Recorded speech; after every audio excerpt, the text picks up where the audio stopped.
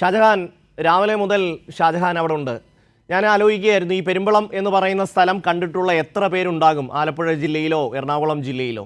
അവിടെ താമസിക്കുന്നവരല്ലാതെ മറ്റാരും അങ്ങോട്ടേക്ക് പോകില്ല. അവിടെ താമസിച്ചിരുന്നവർ തന്നെ ഈ പറയുന്നത് പോലെ ദ്വീപിന് വെളിയിൽ എന്തെങ്കിലും ഒരു 5 സെൻറ്റ് വസ്തു ഉള്ളവർ പോലും അവിടെ നിന്ന് താമസം അങ്ങോട്ടേക്ക് മാറ്റിയിട്ടുണ്ട്. ആ മനുഷ്യരുടെ ജീവിതം ഇത്രയും കാലം ക്രമപ്പെടുത്തിയത് അവിടേക്കുള്ള ബോട്ടുകളുടെ സമയമനുസരിച്ചായിരുന്നു. മമ്മൂക്ക പറയുന്നത് പോലെ ഇതുവരെ തടകെട്ടിയിട്ടിരുന്ന അവരുടെ ജീവിതം ഇനി പരന്നൊഴുകട്ടെ. എങ്ങനെയാണ് ആ ഒരു ചടങ്ങിനെ ഷാജി വിലയിരുത്തുന്നത്? എന്തൊക്കെയായിരുന്നു വിശദാംശങ്ങൾ?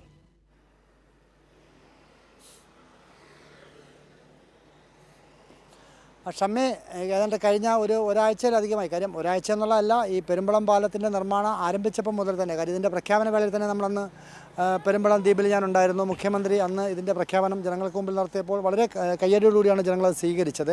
അത്രയും കാലം ജനങ്ങൾ ഇത്രയും ആവശ്യമായിട്ട് ഏതാണ്ട് ഞാൻ മനസ്സിലാക്കുന്നത് AK ആൻ്റണി, അന്ന് ചേർത്തലയുടെ ഭാഗമായിരുന്നു ഈ പെരുമ്പളം. AK ആൻ്റണി മന്ത്രിയായിരിക്കുന്നു, കേന്ദ്രം കോൺഗ്രസ് ഭരിക്കുന്നു, കേരളത്തിൽ അന്ന് ഏതാണ്ട് 5-6 മന്ത്രിമാർ, ആലപ്പുഴയിൽ തന്നെ 2-3 മന്ത്രിമാർ, KC വേണുഗോപാൽ അടക്കമുള്ള മന്ത്രിമാർ, AK ആൻ്റണി മന്ത്രി, വയലാർ രവി മന്ത്രി, ഇത്രയധികം മന്ത്രിമാരുണ്ടായിട്ടും ചേർത്തലയിൽ MLA ആയിരുന്നിട്ട് കൂടി AK ആൻ്റണി വിചാരിച്ചിട്ട് കൂടി ഈ പാലം നിർമ്മിക്കാൻ കഴിഞ്ഞില്ല എന്ന് അല്പസമയം മുൻപ് എൻ്റെ അടുത്ത് ഇവിടെ നിന്നുള്ളൊരു ഗ്രാമവാസിയാണ് എന്നോട് ഇക്കാര്യം സൂചിപ്പിച്ചത്. അപ്പോഴാണ് ഞാൻ ചിന്തിക്കുന്നത്, എനിക്കറിയാം നേരത്തെ ഈ പെരുമ്പളം ദ്വീപ് എന്ന് പറയുന്ന ചേർത്തലയുടെ ഒരു ഭാഗമായിരുന്നു, പിന്നീടാണത് അരൂരിൻ്റെ ഭാഗമായിട്ട് മാറിയത്. എന്തായാലും ഈ ചേർത്തലയുടെ ഭാഗമാണെങ്കിലും അരൂരിൻ്റെ ഭാഗമാണെങ്കിലും പെരുമ്പളം ദ്വീപ് വന്നതോടുകൂടി തന്നെ ഭയങ്കര ഒരു ഉത്സവമാണ് നമുക്കിവിടെ കാണാൻ സാധിച്ചത്. ആ ഉത്സവത്തിൻ്റെ അലവലികൾ ഇപ്പോഴും തീർന്നിട്ടില്ല. അതിപ്പോഴും ഇങ്ങനെ വളരെ വലിയ ഒരു ആവേശമായിട്ട് നടക്കുകയാണ്. പെരുമ്പളത്തെ പഴയകാല സമര നേതാക്കളൊക്കെ തന്നെ ഇപ്പോൾ നമ്മോട് അദ്ദേഹം പങ്കുവച്ചത്, അദ്ദേഹം ഇത് DYFIയുടെ പ്രവർത്തകനായിരുന്നു. ആദ്യകാലത്ത് DYFI അന്ന് സമരം നടത്തിയിരുന്നു എന്നാണ് മനസ്സിലാക്കുന്നത്. ആദ്യം സമരം നടത്തിയത് DYFI ആയിരുന്നു അല്ലേ? തീർച്ചയായിട്ടും 1984 DYFI ഇവിടെ സജീവമായി പെരുമ്പളം പാലം എന്ന് പറയുന്ന സമരമുദ്രാവാക്യം ഏറ്റെടുക്കുന്നത്. അന്ന് വർഗീസിയേട്ടനും സഖാവ് KM സുകുമാരനുമായിരുന്നു പെരുമ്പളത്ത് DYFI നയിച്ചുകൊണ്ടിരുന്നത്. 5 മുദ്രാവാക്യങ്ങളിൽ ഒന്നായിരുന്നു പെരുമ്പളം പാലം എന്നത്. ഇപ്പോൾ ആ പാലം യാഥാർത്ഥ്യമായപ്പോൾ എന്താ തോന്നുന്നത്? തീർച്ചയായിട്ടും അഭിമാനമാണ്. കാരണം അദ്ദേഹം പഞ്ചായത്ത് പ്രസിഡൻ്റായിരിക്കുന്ന സമയത്ത്, സുകുമാരൻ എന്ന് പറഞ്ഞ ആ ജനകീയനായ നേതാവ് പഞ്ചായത്ത് പ്രസിഡൻ്റായിരിക്കുന്ന സമയത്താണ് ആദ്യമായിട്ട് ഇത് ഏറ്റെടുക്കുന്നത്. പഞ്ചായത്തിൻ്റെ ആധികാരികമായ രേഖകളിൽ ഉൾപ്പെടെ ഇത് ഏറ്റെടുത്തിട്ടുള്ളത്. അന്ന് കേരളത്തിൽ VS സർക്കാരായിരുന്നു അധികാരത്തിൽ. തോമസ് ഐസക് സാറായിരുന്നു ധനകാര്യ വകുപ്പ് കൈകാര്യം ചെയ്തുകൊണ്ടിരുന്നത്. അപ്പോൾ അന്ന് വട്ടവയൽ പൂത്തോട്ട പെരുമ്പളം പാലം എന്നായിരുന്നു നമ്മൾ സ്വപ്നം കണ്ടിരുന്നത് വെച്ചത്. തീർച്ചയായിട്ടും അതിന് 10 കോടി രൂപയാണ് ബഡ്ജറ്റിൽ അനുവദിച്ചുള്ളത്. കാരണം എനിക്ക് തോന്നുന്നു നേരത്തെ ഫണ്ട് വകമാറ്റി ചെലവഴിച്ചു അല്ലേ? എറണാകുളത്തേക്ക് പെരുമ്പളം പഞ്ചായത്തിന് 10 കോടി രൂപ എന്നതിനപ്പുറം ബഡ്ജറ്റിൽ എനിക്ക് തോന്നുന്നു കേരള സർക്കാരിൻ്റെ ബഡ്ജറ്റിൽ ആദ്യമായി വകയിരുത്തുന്നത് പെരുമ്പളം പാലത്തിന് വേണ്ടിയിട്ടാണ്.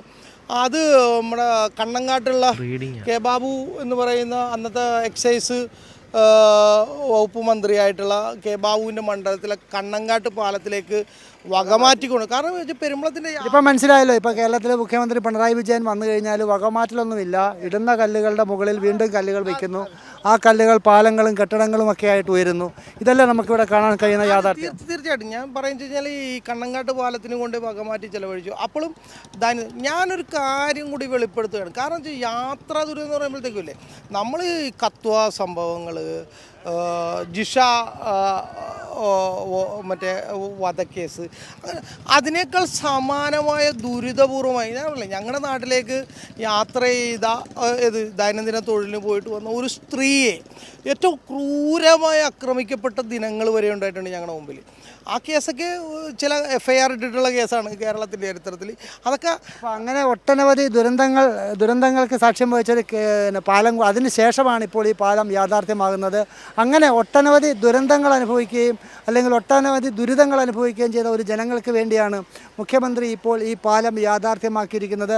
അല്പസമയം മുൻപാണ് ഈ പെരുമ്പളം ദ്വീപിൽ വെച്ച് അത് മുഖ്യമന്ത്രി ജനങ്ങൾക്കായി തുറന്നു കൊടുത്തത്. വലിയ കയ്യടിയോടുകൂടി തന്നെയാണ് ജനങ്ങളത് ഏറ്റെടുത്തത്. ഷമ്മി, ഇപ്പോൾ പലരും പറയുന്നത് കേട്ടു, അതായത് ഈ അങ്ങോട്ടേക്കുള്ള ഈ ബോട്ടിൻ്റെ ഒരു സമയം, അതായത് ഈ പെരുമ്പളംകാർ എവിടെ ചെന്നാലും അവരുടെ മനസ്സ് എന്ന് പറയുന്നത്, ഇപ്പോൾ എറണാകുളത്തോ ആലപ്പുഴയോ എവിടെയെങ്കിലും പോയാലും അവരുടെ മനസ്സെന്ന് പറയുന്നത് ഈ ലാസ്റ്റ് ബോട്ട് നമുക്ക് കിട്ടുമോ, അതിൽ പോകാൻ കഴിയുമോ എന്നൊരാശങ്കയിലാണ് ഇവർ എല്ലാ സ്ഥലങ്ങളിലും നിൽക്കുന്നത്.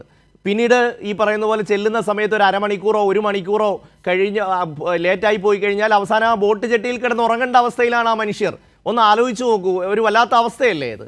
അതുമാത്രവുമല്ല, ഒരു കല്യാണാലോചന വന്നാൽ പോലും പെരുമ്പളത്തു നിന്നാണെന്ന് അറിഞ്ഞാൽ ആ കല്യാണം നടക്കില്ല. ഇന്ന് മമ്മൂക്കയുടെ സന്ദേശത്തിൽ അത് പറയുന്നുണ്ടായിരുന്നു.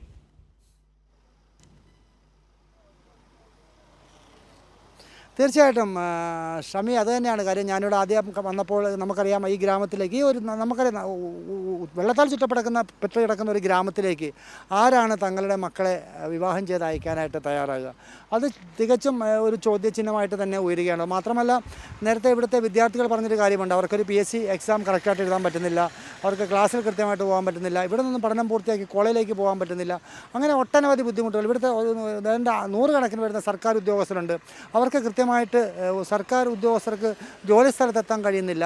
കാര്യം രാത്രി അധിക ജോലി ചെയ്തതിന് ശേഷം മടങ്ങി വീട്ടിലെത്തി ഒന്ന് കിടന്നുറങ്ങാൻ വേണ്ടി ഓടിയെത്തുന്നവർക്ക് അരികിലെത്തുമ്പോൾ ബോട്ട് വിട്ടുപോകുന്നു. പിന്നെ അവർക്ക് ബോട്ട് ജെട്ടിയിൽ നേരം പുലരുവോളം കിടന്നുറങ്ങേണ്ടി വരുന്നു. 1 കിലോമീറ്റർ മാത്രമായിരിക്കും അവരുടെ വീട്ടിലേക്കുള്ള ദൂരം. പക്ഷേ അങ്ങോട്ടേക്ക് എത്തിച്ചേരാൻ മറ്റു മാർഗ്ഗങ്ങളൊന്നുമില്ല. ഈ വലിയ വേമ്പനാട്ട് കായൽ, കേരളത്തിലെ എന്നുള്ളതല്ല ഇന്ത്യയിലെ തന്നെ ഏറ്റവും വലിയ കായലായിട്ടുള്ള വേമ്പനാട്ട് കായൽ കുറുകെ കടന്ന് പോവുക എന്നൊക്കെ പറഞ്ഞു കഴിഞ്ഞാൽ അത് ശരിക്കും വലിയൊരു ദുരന്തത്തിന് തന്നെ വഴിവെക്കും. അതുകൊണ്ട് തന്നെ ആരും അതിന് മുതിരാറില്ല.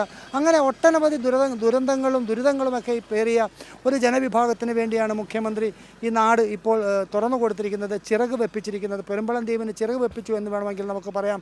കാര്യം അതിന് പറന്നു വരികയാണ് സമീപത്തുള്ള ആലപ്പുഴയിലേക്കും അല്ലെങ്കിൽ എറണാകുളം ജില്ലയിലേക്കും. ഇനി പെരുമ്പളത്തെ ജനങ്ങളും അതോടൊപ്പം തന്നെ പുറത്തു നിന്നുള്ള ജനങ്ങളും ഇനി പെരുമ്പളത്തേക്ക് എത്തുകയാണ്. ഇവിടുത്തെ ഗ്രാമാന്തരീക്ഷം ഒരു പക്ഷേ മാസങ്ങൾ കഴിയുമ്പോൾ അല്ലെങ്കിൽ വർഷങ്ങൾ കഴിയുമ്പോൾ മാറും. കാര്യം പുതിയ യുഗത്തിലേക്ക് അവർ മാറും. കാരണം ഇവിടെ ടൂറിസം സാധ്യത വളരെ കൂടുതലാണ്, ടൂറിസ്റ്റുകൾ വരാനുള്ള സാധ്യതയും കൂടുതലാണ്. അങ്ങനെ നമ്മൾ പരിശോധിച്ച് കഴിഞ്ഞാൽ ഈ പെരുമ്പളം ദ്വീപിനെ പുതിയ ഒരു യുഗത്തിലേക്ക് മുഖ്യമന്ത്രി എത്തിച്ചിരിക്കുന്നു എന്ന് വേണം നമുക്ക് പറയേണ്ടത്.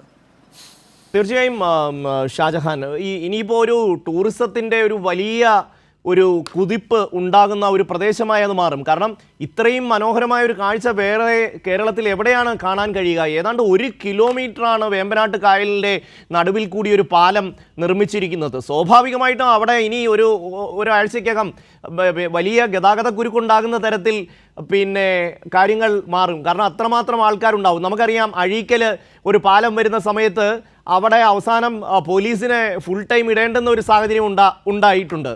ഷാജിക്ക് ഓർമ്മയുണ്ടാകും. കാരണം അത് പക്ഷേ വളരെ ചെറിയ പാലമാണ് എങ്കിൽ പോലും ചെറിയ അഴീക്കൽ ഭാഗങ്ങളിൽ.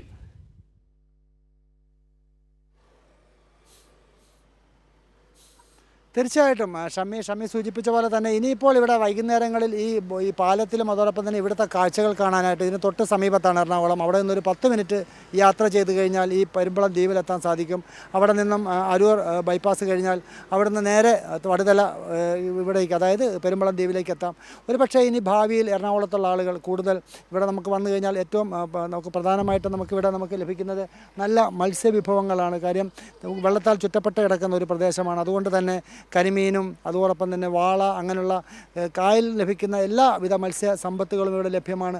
അങ്ങനെ വിഭവസമൃദ്ധമായ ഭക്ഷണങ്ങളൊക്കെ കഴിച്ച് മടങ്ങാനുള്ളൊരു സൗകര്യമായൊരു പ്രദേശമായിട്ട് ഇത് മാറുന്നു. അങ്ങനെ ടൂറിസ്റ്റുകൾ കൂടുതലായിട്ട് ഇങ്ങോട്ടേക്ക് എത്തുന്നു. അങ്ങനെ വരും ദിവസങ്ങളിൽ ഇതൊരു ടൂറിസം മേഖലയായിട്ട് കുതിക്കാനുള്ള സാധ്യതയെ നമുക്ക് തള്ളിക്കളയാനാവില്ല. കാര്യം അത്രത്തോളം സാധ്യതയുള്ളൊരു പ്രദേശം കൂടിയാണ് ഈ കായൽ ടൂറിസത്തിനൊക്കെ വളരെ സാധ്യതയുള്ളൊരു പ്രദേശം കൂടിയാണ്.